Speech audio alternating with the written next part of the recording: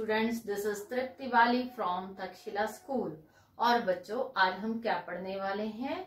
आज अपनी पाठ्य पुस्तक जिसका नाम है दिव्यम पाठ्य पुस्तकम, उसका पाठ 7 पढ़ेंगे, जिसका नाम क्या है? धातु परिचय। क्या नाम है बच्चों? धातु परिचय।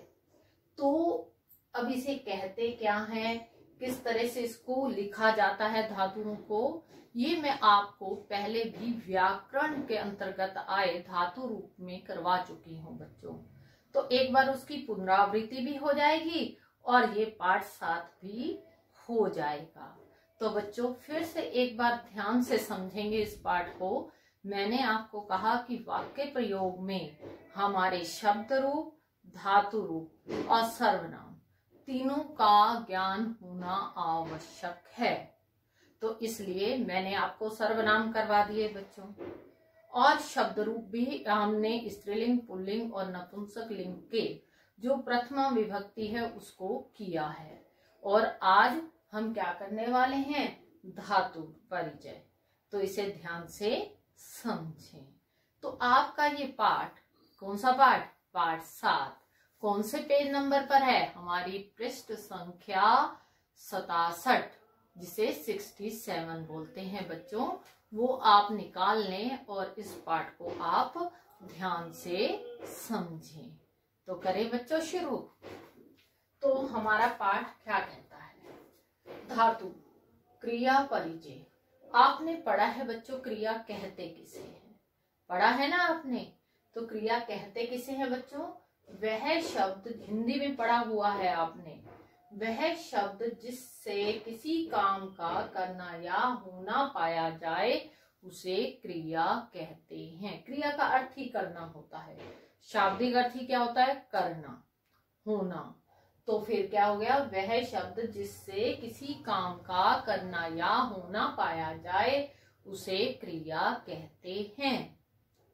जैसे खेलना, पढ़ना, सोना। तो इसके कुछ ये किससे बने हुए होते हैं बच्चों? ये बने होते हैं, आप ध्यान से समझें एक बार। मैंने बोला कि पढ़ना, या मैं कहती हूँ पढ़ता है, मैं कहती हूँ आगे पढ़ेगा। तो बच्चों ये किससे बने हैं? ये बने हैं पढ़ धातु से। हिंदी में अगर समझें तो ये किससे बने हैं? पढ़ धातु से। तो पढ़ धातु से बने हैं बच्चों। तो ये क्या हो गया? हमारा धातु। और ये क्या हो गई? हमारी क्रिया। तो ये क्रियाएं होती हैं बच्चों, और ये इसका मूल रूप है जिससे ये बनती है प्रत्यय लगाकर। तो ये क्या हो गया? हमारा धातु, और ये हो गई क्रिया। तो क्या परिभाषा बनी? क्रिया के मूल रूप को धातु कहते हैं। किसे कहते हैं? धातु। क्रिया के मूल रूप को धातु कहते हैं। इसका चिन्ह क्या होता है बच्चों? ये इसका चिन्ह है। जैसे पठ धातु आपने की है, ये इसका चिन्ह है। इस तरह से इसका साइन बनाया जाता है कि ये धातु है। ठीक है। अब है धातु का प्रयोग काल के अनुसार होता है। ये आप भली भांति ही जानते हैं कि काल के अनुसार होता है। मैं कहती हूँ पढ़ता है, पढ़ेगा या पढ़ा। तो इसका मतलब जो ये शब्द बने हैं, जो क्रियाएं बनी हैं, वो किसके अनुसार बनी है? काल के अनुसार। तो उस काल को हम क्या कहते हैं संस्कृत में बच्चों? लकार। ये मैंने आपको व्याकरण में भी बताया था बच्चों। क्या कहते हैं काल को? लकार कहते हैं। और आज हम क्या पढ़ने वाले हैं? लट लकार। आपके पाठ के अंतर्गत बच्चों इस पाठ 7 के क्या है? लट लकार। लट का अर्थ क्या होता है? लकार का अर्थ तो समय हो गया बच्चों, या काल हो गया। ठीक है, काल कहते हैं इसे। और हमारा लट का क्या अर्थ होगा? इसको कहते हैं वर्तमान। क्या कहते हैं? वर्तमान। जैसे आप हिंदी में पढ़ते हैं वर्तमान काल, भूतकाल, भविष्य काल, इसी तरह इसमें भी, संस्कृत में भी होता है हमारे लकार होते हैं अर्थात काल होते हैं, तो उसमें आज हम पाठ के अंतर्गत सिर्फ क्या पढ़ेंगे, लट लकार। क्या पढ़ेंगे बच्चों, लट लकार। लट लकार मतलब कि वर्तमान काल। तो वर्तमान काल से संबंधित आपको ये एक बार इसको बेटे एक बार फिर दोबारा से रिवाइज करवा देती हूँ, उसके बाद हम आगे धातु रूप करेंगे। फिर है क्रिया, वह शब्द जिससे किसी काम का करना या होना पाया जाए क्रिया कहलाता है। धातु, क्रिया के मूल रूप को धातु कहते हैं और ये इसका चिन्ह है। धातु का प्रयोग काल के अनुसार होता है जिसे लकार कहते हैं। और वर्तमान काल हमने इस पाठ के अंतर्गत करना है बच्चों, तो क्या कहेंगे, लट लकार। लट का अर्थ वर्तमान और लकार का समय या काल, तो वर्तमान काल। लट लकार मतलब वर्तमान काल। आया बच्चों समझ में, करें आगे। अब है बच्चों पठ धातु। अब इसे लिखते कैसे हैं, एक बार पुनरावृत्ति हो रही है बच्चों, ध्यान से। पठ धातु हमने क्या पढ़ा था, पुरुष के कितने भेद होते हैं संस्कृत में, पुरुष कितने होते हैं बच्चों, 3। कौन कौन से, प्रथम पुरुष, मध्यम पुरुष और उत्तम पुरुष। और इसी तरह वचन भी कितने होते हैं, 3। कौन कौन से, एक वचनम, द्विवचनम, बहुवचनम। तो अब इस धातु को कैसे लिखते हैं, कौन से प्रत्यय लगाए जाते हैं जिससे कि ये लट लकार बनता है, तो देखते हैं हम बच्चों। कोई भी धातु हो, पठ है, लिख है, नम है, तो उसमें ती त अंति, मैं आपके बुक के अनुसार भी करवा रही हूँ, अति अधः अंति, वैसे इसको इस तरह भी लिख सकते हैं, ती त अंति, असी थ, आमी आवह आम। तो अगर धातु के साथ ये लगाया जाता है, पठ धातु को हम कर रहे हैं बच्चों, तो क्या बनेगा, पठ जमाती, तो पठती। इसी तरह द्विवचन में क्या बन जाएगा, पठतः, और बहुवचन में क्या बन जाएगा, पठंती, तो क्या बन गया, पठती, पठतः, पठंती। क्या बना बच्चों, पठती, पठतः, पठंती। अब मध्यम पुरुष क्या बनेगा बच्चों, मध्यम पुरुष में पठसी, पठथः, पठत। क्या बनेगा, फिर से बोले आप मेरे साथ बच्चों, पठसी, पठथः, पठत, पठामी। अब उत्तम पुरुष में कैसे बनेगा, पठामी, पठावह, पठामह। एक बार पूरे को बोलते हैं बच्चों, फिर से आप एक बार देख देख कर बोले मेरे साथ साथ, पठती, पठत, पठंती, पठसी, पठतः, पठत, पठामी, पठावह, पठामह। आया बच्चों ये समझ में। इसी तरह मैं कहूं कि लिख का लिख करो तो कैसे होगा, लिखती, लिखता, लिखंती, लिखसी, लिखता, लिखत, लिखामी, लिखावह, लिखामह। इसी तरह मैं कहूं नम की लिखो तो नम की कैसे लिखोगे बच्चों आप, नमती, नमत, नमंती, नमसी, नमथ, नमत, नमामि, नमावह, नमामह। ठीक है, तो एक बार आप कोशिश करेंगे, इसे स्वयं लिखने की कोशिश करेंगे बच्चों, ठीक है। आगे चलें, पर उससे पहले बच्चों जो मैं प्रश्न करवाऊंगी आपको उसे अपनी उत्तर पुस्तिका में अवश्य करना है। तो कौन सा प्रश्न, प्रश्न 1, क्या किसे कहते हैं। प्रश्न 2, धातु किसे कहते हैं। प्रश्न नंबर 3 बच्चों, धातु को किस चिन्ह द्वारा भी दिखाया जाता है। फिर से समझ ले बच्चों, क्रिया किसे कहते हैं, धातु किसे कहते हैं, धातु को किस चिन्ह के द्वारा दिखाया जाता है।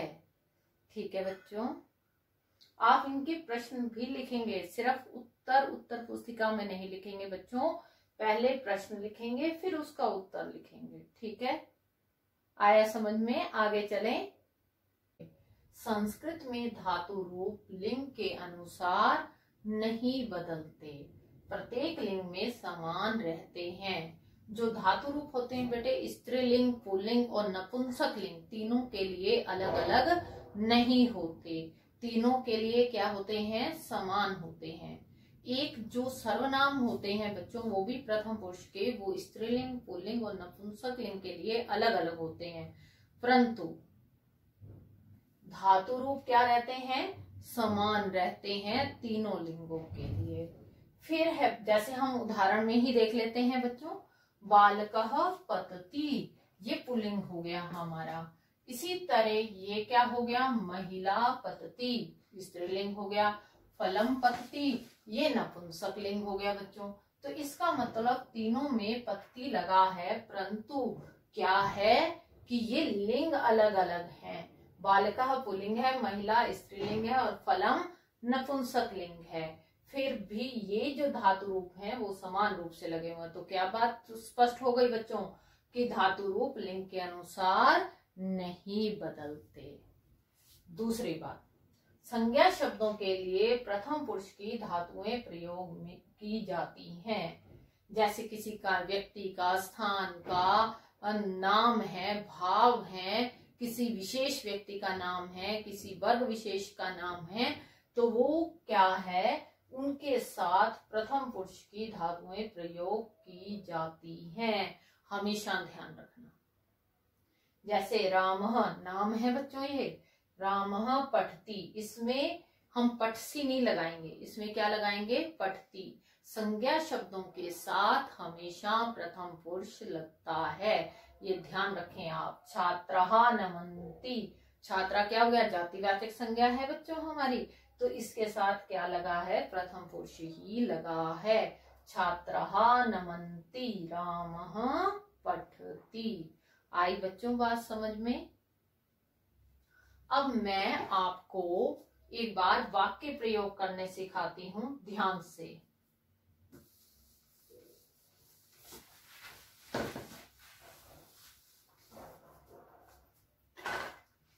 अब मैं कहूं कि वह बालक पढ़ता है, ध्यान से समझे बच्चों, वह बालक पढ़ता है, इसका मतलब ये क्या है, पुल्लिंग है। और पुल्लिंग में वह क्या होता है, एक वचन में स, और बालक के रूप एक वचन में कैसे चलते हैं, बालक है, बालकहु, बालका प्रथमा विभक्ति का एक वचन, तो क्या आ जाएगा, बालकः। और मैंने क्या बताया था कि तीनों लिंगों में समान होते हैं। और पठ के रूप कैसे चलते हैं, पठती, पठत, पठन्ति, तो क्या आ जाएगा, पठती। एक वचन के साथ एक वचन, द्विवचन के साथ द्विवचन और बहुवचन के साथ बहुवचन बच्चों। तो जैसे ये हो गया, वह बालक पढ़ता है, स बालकः पठति। मैं कहूं वह बालक जाता है, स बालकः गच्छति। अगर मैं यहाँ स्त्रीलिंग बना दूं तो स बालिका, यहाँ पर वह बालिका पढ़ती है, तो यहाँ पर जो हमारा सर्वनाम है बच्चों वो बदल जाएगा और बालक का जगह क्या हो जाएगा, बालिका। बाकी ये समान रहेगी धातु, तो सा बालिका पठती। आया बच्चों थोड़ा सा समझ में। आगे हम विस्तार से और भी पढ़ेंगे अगले पाठों में।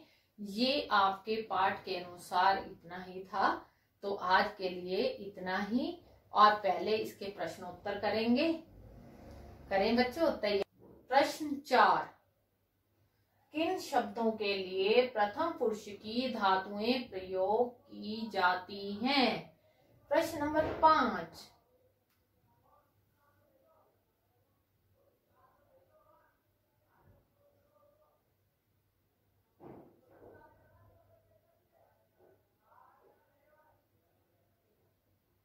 प्रश्न 4, किन शब्दों के लिए प्रथम पुरुष की धातुएं प्रयोग की जाती हैं।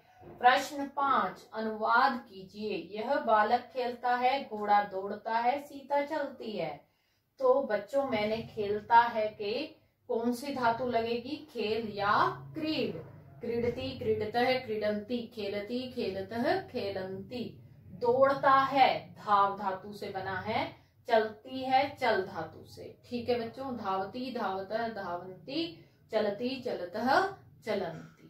बच्चों जितने भी ये धातु रूप दिए हुए हैं आपके पाठ 7 में, उनके अर्थ आप अवश्य ही अपनी उत्तर पुस्तिका में लिखेंगे। तो बच्चों आज के लिए इतना ही। धन्यवाद।